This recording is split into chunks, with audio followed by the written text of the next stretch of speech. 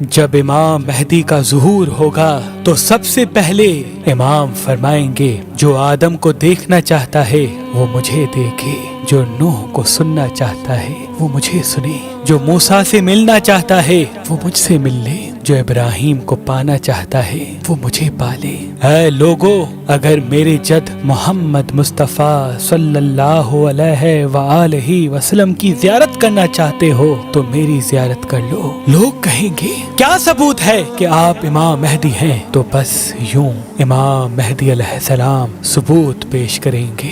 امام مہدی علیہ السلام کے ہاتھ میں ایک عصا ہوگا جو جنت کے درخت کی ایک شاخ ہوگی۔ امام مہدی زمین پہ جہاں جہاں وہ عصا ماریں گے وہاں سے پودے نکلیں گے اور فوراً درخت بن جائیں گے اور اپنے پھل ظاہر کر کے امام کی امامت کی گواہی دیں گے۔ اور امام مہدی کے پاس وہ علم ہوگا جو رسول اللہ نے امام علی کو دیا تھا۔ ہاتھوں میں وہ تلوار ہوگی جو آپ کے دادا علی ابن ابی طالب علیہ السلام اپنے ہاتھوں میں اٹھایا کرتے تھے، اور وہ علم اور تلوار لوگوں سے مخاطب ہو کے کہے گی کہ آج ہم صحیح ہاتھ میں موجود ہیں۔ امام مہدی کے ہاتھ میں اللہ شفا کو رکھے گا۔ امام جس کو ہاتھ لگائیں گے تو اس انسان سے لا علاج مرض بھی ختم ہو جائے گا۔ پھر سید حسنی امام کے پاس آ کر کہیں گے اگر آپ واقعی سچے ہیں تو رسول اللہ کی زرہ دکھائیں۔ امام مہدی علیہ السلام وہ زرہ سید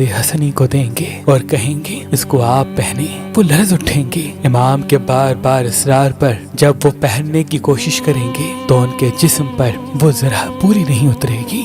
دوسرے لوگ بھی آگے آ کر پہننے کی کوشش کریں گے تو کسی کے جسم پر وہ زرہ پوری نہیں اترے گی۔ پھر امام مہدی علیہ السلام اپنے جسم مبارک پر رسول اللہ کی زرہ پہنیں گے۔ ان کا جسم نور کی مانند چمکتا رہے گا۔ لوگ ان کے ہاتھوں کو چومنا شروع کر دیں گے۔ اتنے میں آسمان سے 3313 فرشتے آئیں گے اور امام کے ہاتھ پہ بیعت کریں گے۔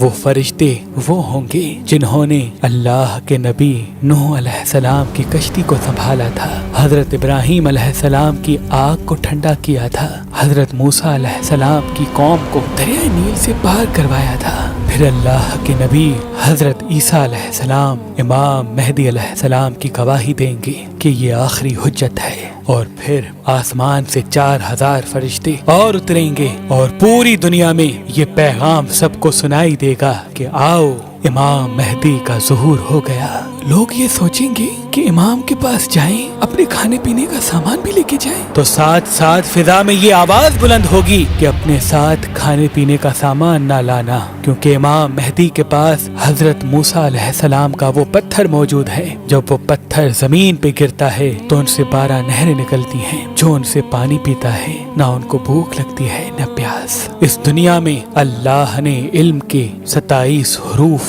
تخلیق کیے۔ جب سے دنیا بنی ہے تب سے لے کے اس وقت تک اتنی جدت کے بعد بھی صرف 2 ہی حرف دنیا کے پاس علم ہوگا۔ امام مہدی علیہ السلام باقی 25 حرف علم کے ظاہر کریں گے اور دنیا اس علم کو دیکھ کے حیران ہو جائے گی، اور سب سائنٹسٹ ریسرچ کرنے والے امام کی امامت کو قبول کریں گے۔